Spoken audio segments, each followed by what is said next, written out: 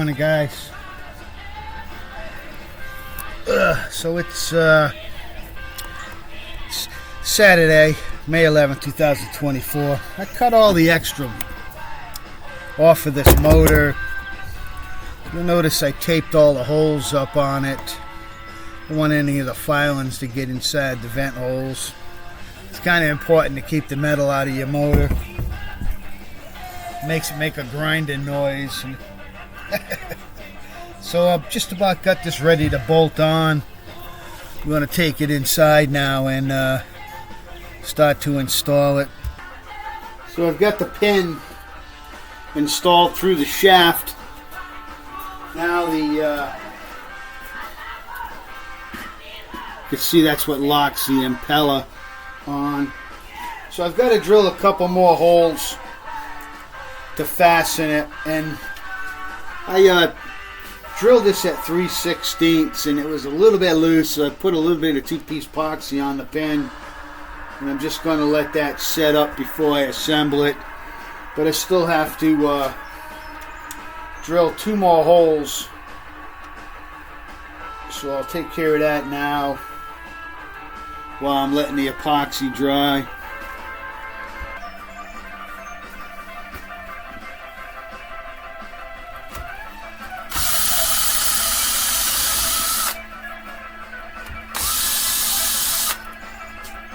So I'm just using the actual shroud as my template to line up my holes. You can see I got the motor. There's a shim piece that goes in there. The motor's kind of stuffed in a little further than it's going to be. But it's coming together. The no rain last night. That's one night we didn't have rain. Who knows, I might get to my house at some point.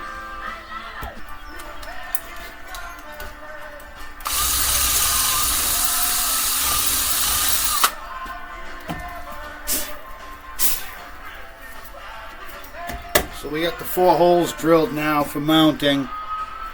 Making progress, making progress. So the next step will be to place the fan motor into the shroud. So I got the motor bolted on. The next step will be to put, obviously, the impeller on, the fan blade.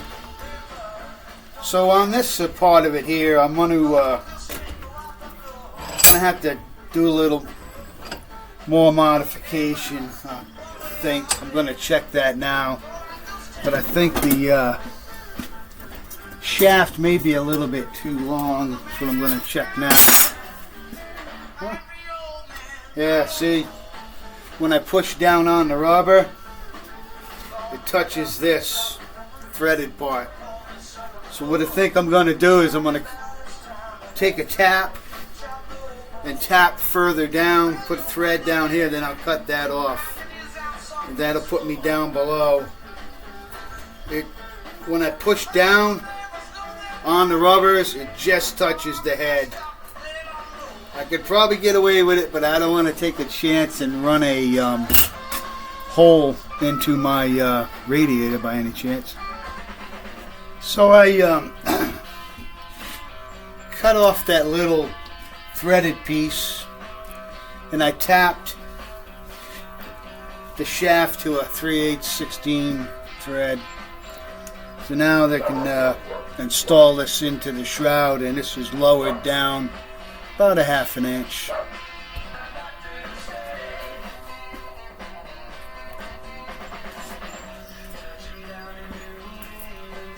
So I'm just installing the shroud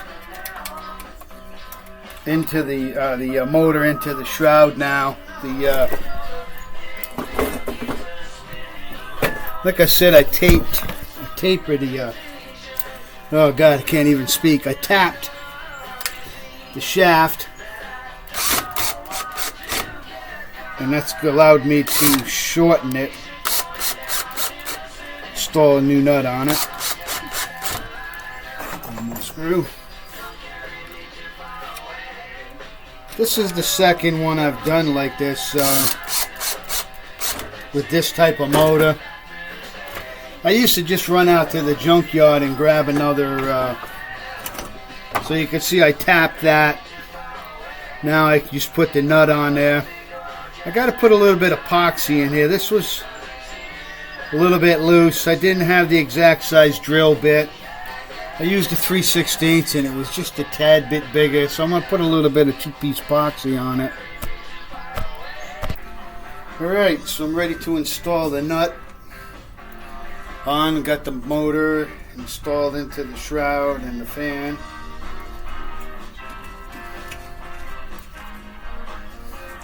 So I've done this like I said before. It always seemed to work out well. Usually I would go out to the junkyard and just get another fan, but the last few times I've just been doing this, using fan motors that I had in stock. I guess it really doesn't matter. It's electric motor's an electric motor. So I think I might take this off and put a little Loctite on it. I just wanted to make sure that I press the blade all the way on over that pin. And I gotta let that epoxy set up. Like I say, I over drilled the hole a little bit where the pin went. It wasn't loose, but it was a little. Also got to still re-glue a lot of this and fix this, so I still got a little bit of work to do. So I'll just say have a good weekend from Rusty, Rhode Island. We're making progress, brother. We're making progress.